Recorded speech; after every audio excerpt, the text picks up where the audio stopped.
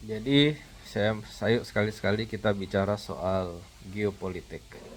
Jadi saya memperkirakan dalam beberapa tahun ke depan Rusia akan mengalami sebuah masalah besar dan bisa saja negaranya bangkrut dan dalam kondisi yang ekstrim mungkin negaranya bubar. Bubar dalam arti pemerintahannya berubah, pemerintahan Putin minimal jatuh, bisa juga bentuk pemerintahannya berubah menjadi sebuah republik yang berbeda dengan yang sekarang, atau dalam mungkin benderanya berubah, identitas nasionalnya berubah, atau dalam kondisi yang paling ekstrim mungkin terpecah-pecah karena juga Rusia sekarang kan negara federal sebenarnya. Nah, kenapa bisa begitu? Nah, dalam pelajaran sejarah ada sebuah teori yang sangat terkenal, pepatah, yaitu perang tidak membunuh manusia, perang membunuh pemerintahan. War doesn't kill people, war kill government. Jadi sering terjadi dalam sejarah dunia, setiap kali ada sebuah perang, dalam berapa tahun kan pasti waktu ketika perang populasi turun kan, karena mati. Perang dibom, dibunuh, ditombak dalam sejarah perang ribuan tahun. Tapi sering kali terjadi setelah perang terjadi sebuah booming populasi. Terjadi setelah Indonesia menang perang kemerdekaan tahun 1950-an 60-an, begitu banyak kita buat anak, dan di seluruh dunia juga terjadi hal yang sama, generasi baby boomer. Jadi sering terjadi seperti itu, nggak cuma dalam perang dunia kedua saja. Dalam beberapa perang-perang yang sebelumnya setelah terjadi perang akan ada sebuah ledakan populasi yang menutup dan bahkan melebihi jumlah orang yang mati sehabis perang. Tapi pemerintahannya seringkali bubar tidak bersisa. Kalau yang kalah itu no shit. Nazi Jerman datang diserbu sama sekutu, Hitler bunuh diri, pemerintahannya bubar, menciptakan pemerintahan yang baru. Kalau kalah no shit. Tapi kalau dalam tanda kutip beberapa pihak yang menang sekalipun, itu pemerintahannya bisa bubar. Contoh yang paling terkenal itu adalah Prancis. Kenapa Prancis bisa jatuh ke dalam revolusi dan kenapa Prancis itu kemudian berubah dari kerajaan menjadi sebuah republik? Karena Prancis rugi besar ketika membantu Amerika Serikat. Jadi waktu itu kan Amerika Serikat berontak melawan Inggris, perang-perang-perang. Amerika kirim Benjamin Franklin kan ke Paris, bilang, ayo kita berteman gebukin Inggris. Pemerintah Prancis waktu itu berpikir zero sum, karena mereka dan Inggris adalah dua negara paling besar di dunia. Mereka baru selesai perang 7 tahun, dan Inggris dan Prancis berpikir asalkan Inggris rugi, kita sudah menang, kita sudah untung. Asal Inggris rugi, asal Inggris habis, kita sudah oke. Jadi mereka pun mau membantu pemberontak-pemberontak itu dan mengeluarkan sumber daya yang besar sekali, militer dan lain sebagainya. Bahkan Jenderal Prancis salah satunya Lafayette kan yang terkenal pergi ke Amerika untuk bantu-bantu, dan akhirnya Amerika menang. Ketika Amerika menang, Inggris kalah, Prancis bangkrut. Karena dalam perang itu, kalau kita pelajarin, Prancis nggak dapat apa-apa. Mereka ngeluarin uang banyak sekali, tapi nggak mungkin mereka bisa minta ke Amerika, karena Amerika baru merdeka, mereka juga nggak punya duit. Mereka Prancis juga tidak bisa minta uang ke Inggris, karena tentara Prancis tidak sampai menduduki kota London gitu. Jadi kayak Inggris bilang, ya udah, gua kalah perang, ini cucungku ini boleh merdeka, ya udah aku pulang kampung. Cuman kalau kamu minta reparasi perang dari aku, ya udah rebut London dulu dong. Aku belum kalah sampai segitunya kok gitu. Dan terbegitulah parahnya waktu itu krisis ekonomi Prancis sehingga pemerintahannya ekonominya carut marut dan pemerintahannya kemudian jatuh. Kemudian kita bisa melihat lagi yang terkenal yaitu VOC. Kenapa VOC bisa jatuh? Karena tahun 1750-an mereka terjebak dalam sebuah pusaran perang saudara di Jogja, yang waktu itu Kesultanan Jogja akhirnya terpecah menjadi tiga. VOC mendapatkan peran sebagai juru runding tapi tidak mendapatkan konsesi apa-apa, dan itu yang membuat VOC bangkrut. Uni Soviet.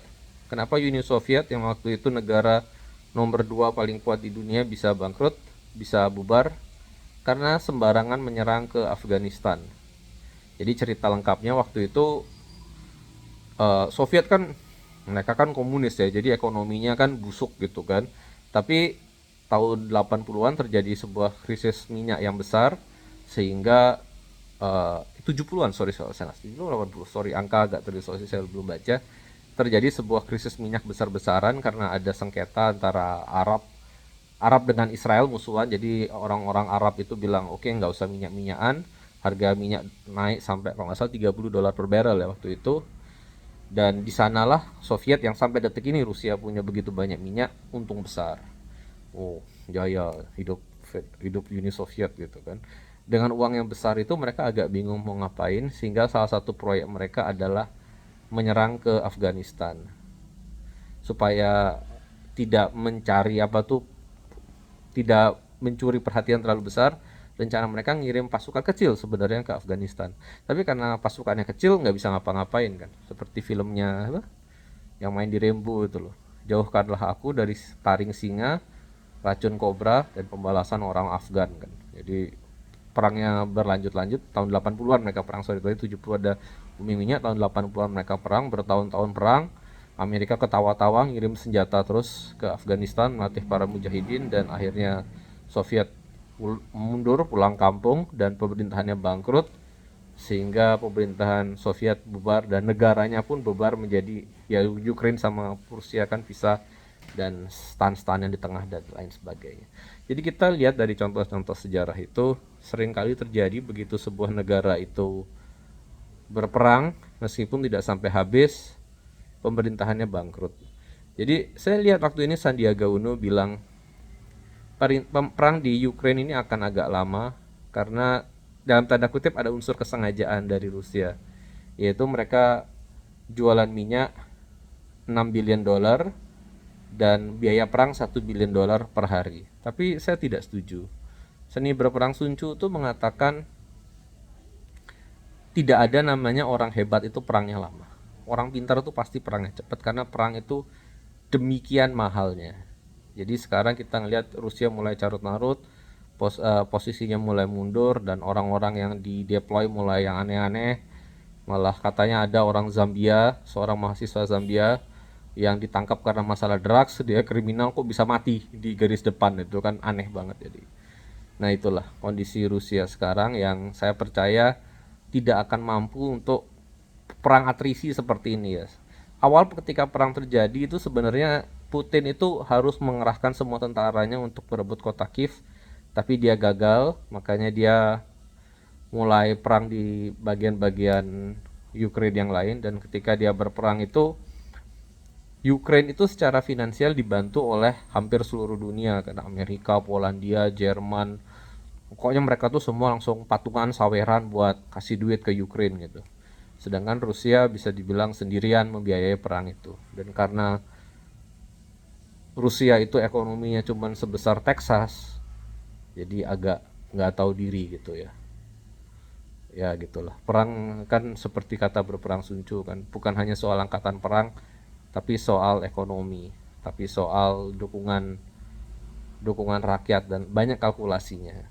Dan saya pikir sudah lewat setengah tahun seperti ini, saya pikir Rusia akan kalah. Tidak mesti ya, maksudnya Ukraine sampai menangkap kota Moskow, tapi paling tidak sampailah Rusia akan menganeksasi Ukraine. Dan setelah itu Rusia akan mengalami sebuah krisis politik dan krisis ekonomi. Akan terjadi sedikit inflasi, akan terjadi pemerintahannya agak goyang. Tentu ada beberapa skenario yang saya tidak bisa melihat, tapi kalau Rusia bubar, itu adalah sebuah outcome yang tidak mengherankan.